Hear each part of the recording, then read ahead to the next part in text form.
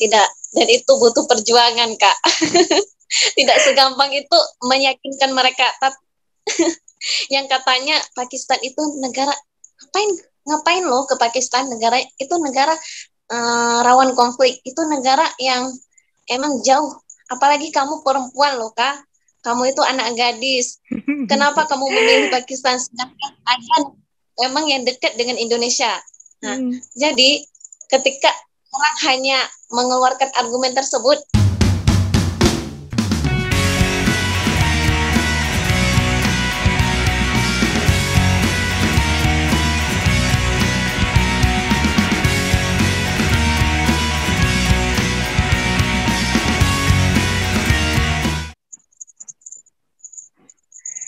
Assalamualaikum warahmatullahi wabarakatuh. Selamat malam pemirsa. Bersama saya saat ini ada seorang mahasiswi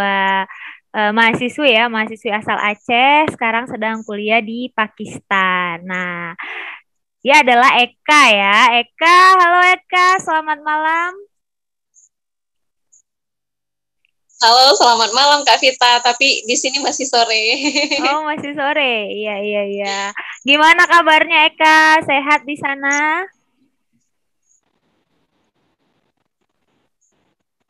Alhamdulillah sehat. Kakak gimana kabarnya? Kakak, alhamdulillah sehat juga. Ya, mudah-mudahan kita selalu sehat ya, terhindar dari segala macam penyakit. Amin. Oke, Amin. iya. Eka sekarang kuliah ya, sedang kuliah di Pakistan ya, Kak ya? Iya Kak. Sudah sudah semester Sekarang berapa? semester 4 lagi nyusun tesis. Oh, lagi nyusun tesis. Berarti S2 di Pakistan dan jurusan apa tuh, Kak? MS Arabic Literatur atau biasanya dikenal dengan sastra Arab. Oh, sastra Arab. Oke, oke, oke. Sastra Wow. Arab. Kenapa Eka harus memilih Pakistan? Nah, kalau boleh tahu, alasannya milih Pakistan itu kenapa sih negara Pakistan? Awalnya milih Pakistan itu karena faktor pertama itu penasaran sih, tapi didukung dengan faktor yang lain. Dari sisi faktor keilmuannya, itu dosennya langsung ada yang dari negara Saudi, terus Mesir, Iran, Irak, dan Afghanistan, dan Pakistan sendiri. Jadi, kenapa Eka milih Pakistan? Untuk alasan selanjutnya itu, di samping Eka dapat bahasa fushahnya, fushah Arabiknya di kelas, terus Eka bisa improve nih bahasa Inggris Eka, karena kan dengan foreigner ada yang dari berbagai negara nih, ada Uganda, Pakistan sendiri, Afghanistan, terus Thailand dia, apa lagi ya, Turki juga, itu kan otomatis kita bakal praktis bahasa kita, dan itu menuntut kita untuk berbicara bahasa Inggris gitu. Kalau di kelas Eka dapat bahasa fushahnya Arabic, di luar kelas Eka dapat bahasa Inggrisnya. Terus kalau Eka mau belanja itu Eka juga bisa belajar bahasa Urdu. Bahasa Urdu itu kan bahasa Pakistan. Iya. Terus di sisi lain dari biaya juga murah. Kenapa Eka Oh. milih Pakistan? Karena murah. Kalau dibandingkan dengan di Indonesia, itu kalau kita lihat mungkin sastra Arab UGM tahun 2011 itu SPP-nya sekitar 11 juta itu. Itu tahun 2011. Wallahu alam gimana lagi tahun sekarang gitu. Yang posisinya Eka lanjut S2 itu tahun 2018. Nah, kalau di sini itu biaya SPP-nya itu satu semester cuman 2 jutaan lah. Dan itu tergantung dengan semesternya. Kalau fall semester biasanya lebih mahal. Kalau spring semester kan jangka waktu belajarnya agak pendek. Jadi itu lebih murah gitu, 1 jutaan gitu. Nah, kalau kita bandingkan dengan di Indonesia, itu biayanya Masya Allah sangat berbeda gitu. Bisa jadi 2 kali lipat lebih murah daripada Indonesia sendiri. Oke. Begitulah Kak alasannya. Iya, jadi berarti Eka itu family foundation ya, bukan beasiswa ya. Berarti yang mensupport Eka selama ini adalah keluarga, biaya sendiri ya, alias biaya sendiri. Wow, itu hebat sekali dan menurut saya itu saya kagum ya karena Eka tuh berani ngambil langkah besar gitu ya, jauh dari keluarga ya. Kemudian juga mungkin pertama kali ya ke Pakistan atau pertama kali ke luar negeri atau pernah sebelumnya ke Iya, Pakistan? belum pernah sebelumnya, cuman ikut study tour, dan itu cuma ke Malaysia cuma 3 hari gitu, dan itu rame-rame dan didampingi dengan dosen. Nah, kalau ke Pakistan itu emang pertama kali sendiri dan cuma berdua sama teman yang dari Jawa Timur, Surabaya. Itu first impressionnya, first expressionnya. Oke, ya, ya, ya, ya, bagus. Berarti eh alasan kuatnya itu karena biaya pendidikan di Pakistan cenderung lebih murah ya daripada di Indonesia sendiri. Wah, ini juga bisa jadi informasi yang bagus buat teman-teman sekalian. Ternyata di luar negeri itu nggak semuanya mahal ya biaya kuliah. Ada juga negara-negara seperti Pakistan yang biaya SPP kuliahnya itu lebih cenderung jauh lebih murah daripada di Indonesia sendiri. Plus kita juga akan mendapatkan pengalaman ya karena berada di negara lain yang notabene culture atau kebudayaannya itu pasti nggak sama dengan di Indonesia. Wow, menarik sekali ya Eka ya. Nah, berarti kalau dihitung-hitung nih, kira-kira Eka sudah berapa lama nih berada di Pakistan? Eka pertama kali melangkahkan kaki di negeri Ali Jinnah nih ya. Ali Jinnah itu kan yang pertama mendirikan Pakistan. Iya, Itu benar. tanggal 5 September 2018. Nah, tanggal 5 September tahun 2021 ini yang bulan lalu, ah tanggal 5 September kemarin itu genap 3 tahun. Jadi Hmm, Eka sudah 3 tahun di Pakistan. sudah Alhamdulillah. 3 tahun. Alhamdulillah. Nah, ini kalau boleh tahu ya, waktu pertama kali Eka eh, apa namanya ngomong ke orang tua mau kuliah di Pakistan itu gimana sih? Maksudnya orang tua langsung setuju atau ada keraguan atau gimana? Tidak, dan itu butuh perjuangan, Kak. Tidak segampang itu meyakinkan mereka. Tapi yang katanya Pakistan itu negara, ngapain ngapain loh ke Pakistan, negara itu negara rawan konflik, itu negara yang emang jauh, apalagi kamu perempuan loh Kak, kamu itu anak gadis, kenapa kamu memilih Pakistan sedangkan ada memang yang dekat dengan Indonesia. Nah, Hmm. jadi ketika orang hanya mengeluarkan argumen tersebut, nah Eka langsung nih ngejapri. Sebelumnya emang udah jauh-jauh hari, 1 tahun yang lalu kalau nggak salah, 1 tahun yang lalu sebelum Eka apply ke sini tahun 2017. Itu Eka udah tanya informasinya sedetail mungkin dari abang rating Eka. Terus Eka tanya dari segi biayanya, terus gimana keadaan dan suasana di sana. Ternyata beliau menyampaikan bahwa Pakistan itu aman, dan buktinya sekarang alhamdulillah aman. Bahkan Eka merasa tinggal di Pakistan itu lebih aman daripada di Indonesia gitu loh. Wow, kenapa begitu? Kenapa bisa berpendapat bahwa tinggal di Pakistan itu lebih aman? Bisa nggak diceritain alasannya daripada di Indonesia ya? Karena yang pada apa sih backgroundnya sendiri, Eka kan di sini stay-nya di hostel. Itu kita stay di hostel, kita punya prosedur dan aturan tersendiri gitu. Untuk perizinan untuk keluar saja kita harus minta izin ke MEM. MEM itu biasanya diartikan sebagai ibu atau yang jagain hostel. Jadi dia sebagai representatif buat mahasiswa foreigner yang overseas student lah. Terus dari kita pertama kita keluar hostel aja itu sudah ketemu dengan gate, gerbang yang mana di situ ada security-nya. Terus kalau mau ke depan lagi untuk keluar dari hostel, kita ketemu lagi security-nya. Jadi di situ aja kita apa sih kayak dapat keamanan yang tepat, itu yang pas, yang ketat, dan itu sangat memprotek mahasiswi-mahasiswi yang tinggal di sini gitu. Oke, menarik sekali.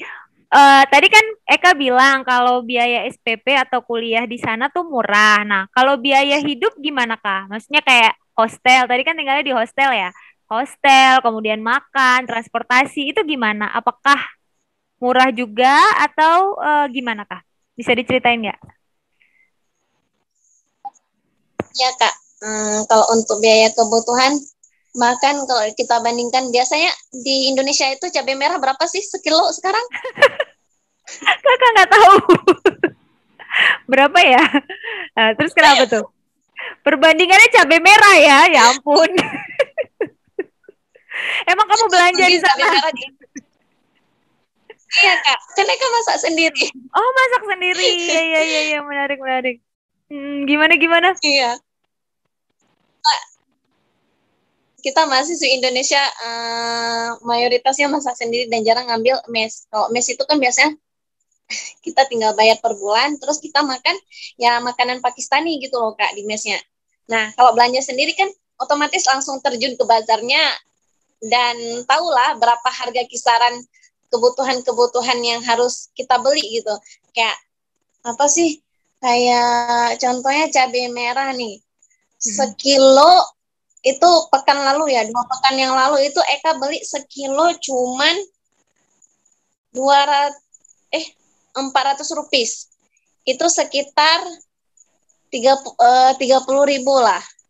Tapi kalau di Indonesia mungkin bisa jadi 50-60 ribu kan sekilo. Nah, Hmm. terus kalau nguber itu paling banyak itu biasanya dan itu sesuai dengan ini sih dengan jaraknya biasanya 15.000, 14.000 dan itu biasanya kita patungan gitu kalau jalan bareng sama teman. Jadi 3.000 gitu loh Kak. Oh, jadi pinter-pinter anak kos lah Murah. ya. Ya, berarti kesimpulannya biaya hidup Pakistan itu cenderung lebih murah ya daripada di Indonesia. Ya, kan seperti itu ya, Eka ya. Oke, nah ini menarik sekali bagi teman-teman yang mungkin ada niat nih kuliah di luar negeri, tapi pengen cari negara yang murah, biaya hidup murah, SPP murah. Nah, ini Pakistan adalah bisa jadi bahan ini ya, pertimbangan juga bagi teman-teman semua. Oke, nah sekarang kakak mau nanya nih, pertama kali Eka ke Pakistan, nah apa pendapat Eka saat menginjakkan kaki Pertama pertama kali kali? Apa yang Eka pikirkan? pertama kali wah, ini kok jamnya beda ya dengan di Indonesia. Terus di sini kok masih terang gitu. Sedangkan di Indonesia pas saya telepon udah malam gitu. Ternyata emang ketika googling perbedaan waktu antara Pakistan dan Indonesia itu cuma 2 jam. Terus kan kalau di Pakistan itu punya 4 musim. Ada musim panas, summer, terus fall atau autumn, kemudian winter, terus ada musim semi. Hmm. Itu setiap musim itu otomatis itu waktu atau jadwal sholatnya itu berganti Kak. Hmm. Bahkan kalau winter itu hitungan sholat subuhnya itu lebih lama. Kalau summer bisa jadi sholat subuhnya itu jam 3 malam. Kan kalau di Indo lebih cepat 2 jam ya dari Pakistan. Berarti kalau di sini jam 3, di Indo jam 2 gitu. Jam 5. Kalau di sini jam 3, kalau berarti di jam 5 iya. Iya. Oke, oh berarti terkait dengan ini ya perubahan shock terkait dengan waktu ya, seperti itu. Nah, eh kalau misalnya ini benar nggak sih? Kan kalau di film-film India ya, Pakistan itu kan selalu direpresentasikan negatif ya, secara negatif, dicitrakan secara negatif, kemudian identik dengan teroris ya, identik dengan bom segala macam. Nah, apakah benar yang Eka rasakan setelah Eka tinggal di Pakistan 3 tahun ini emang seperti itu? Bisa nggak diceritain ke kita dari sudut pandang Eka? Alhamdulillah so far so good. Pakistan aman, masyarakatnya ramah, Terus kalau kita butuh bantuan, itu orang Pakistan bakal bener-bener bantuan kita, bener-bener bantuin kita sampai tuntas gitu loh Kak. Tapi Eka belum dengar sih yang ada apa sih, ada terjadinya bom atau konflik gitu, nggak ada, alhamdulillah. Kan Eka di sini sudah terhitung sejak tahun 2018. Alhamdulillah aman-aman aja. Oh gitu ya. Berarti belum pernah ada Mungkin sama hanya sekali. media. Mhm. Iya Kak, mungkin dia yang terlalu memperbesar-besarkan Iya. berita. Ya, mungkin itu juga karena media mainstream ya yang memberitakan yang seperti itu. Tapi kita yang di luar Pakistan ini kan kadang-kadang ngerasa ragu, ngerasa takutnya gara-gara itu kan, karena ngelihat media mainstream yang membicarakan Pakistan. Plus juga film-film ya yang sangat-sangat dekat dengan kita ya dalam merepresentasikan Pakistan itu sendiri. Jadi kadang-kadang kita takut tuh ya ke sana gitu kan. Apalagi untuk berkuliah seperti Eka. Wah, ini luar biasa hebat sekali sampai punya keberanian memutuskan untuk kuliah di Pakistan dengan biaya sendiri pula ya. Salut buat Eka. Terus kalau persoalan budaya nih, kira-kira ada nggak sih kesamaan budaya Indonesia dengan budaya Pakistan? Khususnya budaya Aceh dengan budaya Pakistan. Ada nggak sih kesamaan? Ada Kak. Itu bulan berapa ya Eka ke acara nikahan. Tapi ini sebelum pernikahan gitu loh. Kan Mm-mm. kalau kita ada prosesi bayi-bayinya. Mm-mm. Terus di sini juga ada loh Kak. Tapi Oh ya. malam bayinya itu Oh. dihadiri oleh keluarga inti perempuan. Nah, ketika sudah ini calon pengantin perempuan ini setelah dihenain, terus didandanin sampai pakai baju apa sih, baju baju khasnya Pakistan itu loh, yang ada apa sih namanya, pokoknya pakai pakai sari, cuman dia nggak kayak India. Kalau India kan eh, apa sih, badannya nggak tertutup full, tapi Ya. kalau Pakistan alhamdulillah semua tertutup gitu. Hmm. Terus di prosesi itu dinamakan dengan mehendi. Mehendi itu Mhm. kalau di Aceh kita melukis henna di tangan si pengantin dan kaki si pengantin. Terus pas proses mehendi itu sudah dimulai, itu keluarga inti si pengantin perempuan pada berkumpul dan emang sudah mempersiapkan hiasan di dalam suatu ruangan. Kemudian datanglah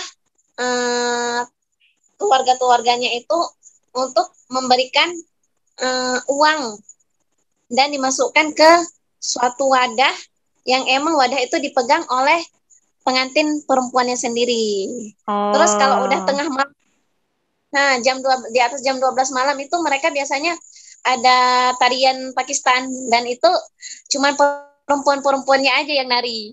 Jadi mhm. Eka sempat dia, Eka nggak bisa ikutan lagi karena kan kalau udah di atas jam 12 malam itu kan kasihan dan bikin Eka nggak harus begadang gitu loh.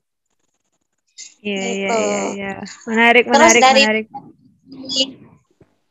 uh, setelah Mehendi besoknya itu ada Walema. Apa sih, Barat? Barat itu biasanya kan acara pengantin perempuan di rumah pengantin perempuannya. Itu Mhm, kan sama kayak di Aceh. mhm, Jadi pengantin lakinya datang ke rumah perempuannya. Terus nanti ada acara yang namanya setelah Barat ada Walema, mhm. Walimah, Walimah. satu urus. Itu perempuannya didandanin pakai pakaian khas Pakistan itu di rumah pengantin lakinya. Jadi Hmm, dari situ ada kesamaan gitu loh dengan budaya Aceh sendiri. iya. Berarti terkait dengan apa ya? Prosesi pernikahan ya, prosesi perkawinan itu yang agak mirip dengan Aceh. Ya bisa jadi juga kita mengadaptasi dari sana juga gitu kan kalau karena mengingat sejarah dari kita kerajaan Aceh kan banyak sekali yang berhubungan dengan orang-orang dari Pakistan, dari India, dari Gujarat. Seperti itu ya. Mungkin ada pengaruhnya juga ya dalam soal ini. Oke, menarik sekali. Terus ini soal bahasa ya. Tadi kan Eka bilang kalau Eka di sana biasa belanja ke pasar ya kan. Terus beli apa namanya ya seperti selayaknya hidup di Indonesia. Nah, apakah ada kesulitan Eka dalam berkomunikasi di sana atau mengerti bahasa sana? Itu gimana Kak? Awalnya agak sulit kan, karena awal-awal nyampe ke sini itu perlu didampingi sama teman-teman mahasiswa lama. Itu dari mereka mempelajari dan membiasakan, ya udah kalau mau belanja itu, bahkan sebagian itu sebagian penjual itu cuman bisa bahasa Urdu gitu. Mhm. Nah, otomatis Eka harus cari tahu sendiri, ini gimana sih cara ngomongnya, kalau mau beli ini gimana sih. Nah, tapi kalau emang pedagangnya itu bisa mengerti bahasa Inggris, otomatis Eka bakal mix antara Urdu dengan Inggris gitu. Hmm. Alhamdulillah Kalau tidak terlalu. oh, jadi tidak terlalu susah karena Eka bisa menyesuaikan saja ya kebutuhan berbahasa dan berkomunikasi dengan siapa. Mungkin kalau bahasa Urdu Eka sudah paham. uh, Abi tori hati. Ya, Eka bisa paham sedikit-sedikit, untuk menjawab juga sedikit-sedikit. Gimana ya, lebih kalau dikategorikan Eka itu termasuk uh, orang yang pasif karena belum Hmm. aktif untuk menguasai bahasa Urdu sendiri. Hmm. Paham, tapi nggak bisa menjawab seutuhnya dengan bahasa Urdu. Paling Eka mix antara Inggris dengan Urdu, gitu Hmm. Kak. Oke, oke. Yang Eh, penting, ah, yang penting kuliah ke luar negeri itu harus punya modal, tidak cukup dengan berani, tapi juga harus ada modal bahasa asing yang kita pernah pelajari sebelumnya di sekolah sebelumnya gitu. Kayak bahasa Inggris atau bahasa oh, Arab. Karena iya, itu iya, iya. Iya, benar sekali. Karena kita akan hidup di negara-negara asing ya. Bagaimana kita bisa berkomunikasi kalau kita saja tidak paham dengan bahasa mereka, ya kan? Tentu kita akan sulit gitu. Iya, benar sih. Berarti salah satu tantangan Eka itu ketika memutuskan untuk hidup dan berkuliah di sana itu adalah persoalan ini ya, tantangannya ya. Eh, Bagaimana berkomunikasi dan mengerti bahasa masyarakat setempat. Seperti itu ya, Eka ya, kira-kira. Nah, Eka karena tema utama podcast Kak Vita ini sih sebenarnya tentang makanan ya, everything about food ya, kuliner gitu kan. Nah, maka nggak apa-apa ya kalau kita singgung dikit tentang makanan. Nah, saat pertama kali Eka ke Pakistan, Eka nyobain makanan apa dan apa perasaan Eka ketika Eka pertama kali makan makanan itu? pertama kali nyampe, dijemput dari bandara itu kan malam, nyampe ke hostel. Itu Eka disuguhin sama teman mahasiswi lama di sini itu ayam, tapi itu namanya chicken chicken korma. Dan itu Mhm. Kak enak banget chicken korma itu. Padahal kan itu kan orang Indonesia loh, baru nyampe ke Pakistan, baru nyobain makanan yang berbeda, tapi langsung Suka. dapat gitu di lidahnya dan cocok. Heeh. Emang rasa chicken korma itu Kak, bumbunya itu benar-benar terasa gitu, rempahnya. Kan Pakistan itu terkenal dengan Mm-mm. rempah-rempahnya kayak Aceh. Kayak Mm-mm. akan rempah chicken korma itu gimana ya, teksturnya itu berminyak gitu tapi enak gitulah. Mhm. Wow, Kak Vita jadi pengen pengen juga nih nyicipin chicken korma ya. Berarti berarti begitu nyobain makanan pertama kali di Pakistan, eh Eka itu langsung jatuh cinta ya karena memang mirip rasanya tuh agak-agak mirip dengan masakan Aceh ya berarti ya. Mhm. Terus itu apakah itu termasuk makanan Pakistan yang paling Eka suka atau ada lagi makanan yang Eka suka di Pakistan? ada chicken karahi, tapi beda rasanya. Cuman jenisnya itu sama, cuman bumbunya aja yang berbeda. Dan Eka sampai sekarang belum mempelajari gitu apa bumbunya. Karena mungkin kendala ketika Eka tanya sama teman, dia susah menjelaskan juga ini apa bumbu-bumbunya dalam bahasa Inggris. Terus kalau dari segi rasa, Gitu. apa sih bedanya makanan Indonesia dengan makanan Pakistan dari segi rasa? Kalau makanan Pakistan itu didominasi dengan apa-apa masakannya itu minyaknya itu agak banyak. Terus kalau kayak snack-snack kayak gitu ada rasanya asam-asam gitu. Dan kalau emang apa sih? Kalau kita di Aceh kan ada dodol nih Kak. Di Indonesia kan daerah-daerah atau kabupaten lain atau provinsi lain juga ada dodol.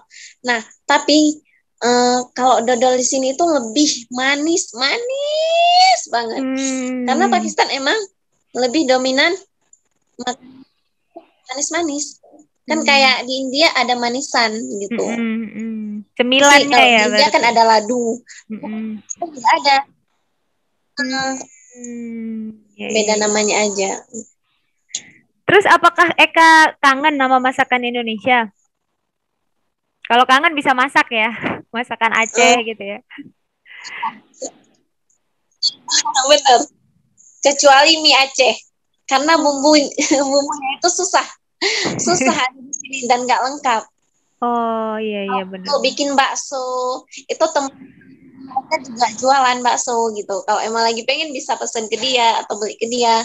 Di sini juga ada mahasiswa udah selesai sih, tapi dia punya warung dan warungnya itu dinamakan dengan warung Indonesia.